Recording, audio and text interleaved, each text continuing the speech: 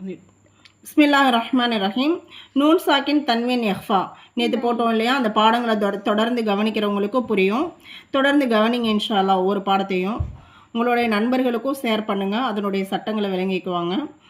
Noon சாக்கின் தன்வீனுக்கு பிறகு இந்த எஃபாவுடைய 15 எழுத்துக்கள் வந்தால் நம்ம எப்படி ஓதணுன்றதை இன்றைக்கி கவனிக்க போகிறோம். நூன் சாக்கினுக்கு பிறகு எஃபாவுடைய தா வந்திருக்கு.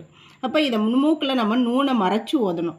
அந்த இன் அப்படிங்கிறது லைட்டாக இங்குடைய சப்தம் மாதிரி வரும். மூக்கந்தனில் நம்ம மறைக்கணும். த முந்திரு மங்ஃபகுலத். இங்கே நூன் சாக்கினுக்கு அப்புறம் சா வந்திருக்கு. இந்த வார்த்தையில் நூன் சாக்கினுக்கு அப்புறம் தால் வந்திருக்கு. இங்கே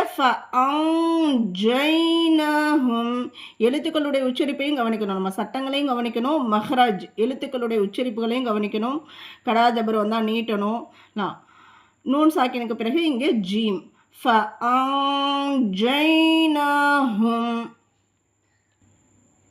அடுத்து இஹ்ஃபாவுடைய தால். நூன் சாக்கினுக்கு பிறகு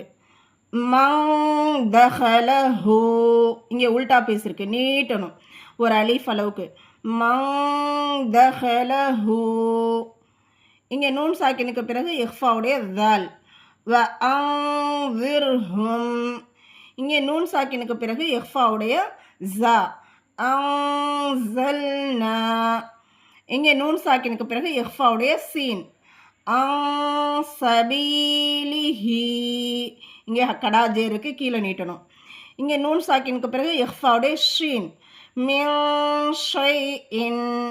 இங்கே நூன் சாக்கினுக்கு பிறகு இஹ்ஃபாவுடைய ஸ்வாது. இங்கே நூன் சாக்கினுக்கு பிறகு இஹ்ஃபாவுடைய வாது. இங்கே இஹ்ஃபாவுடைய துவா நூன் சாக்கினுக்கு பிறகு.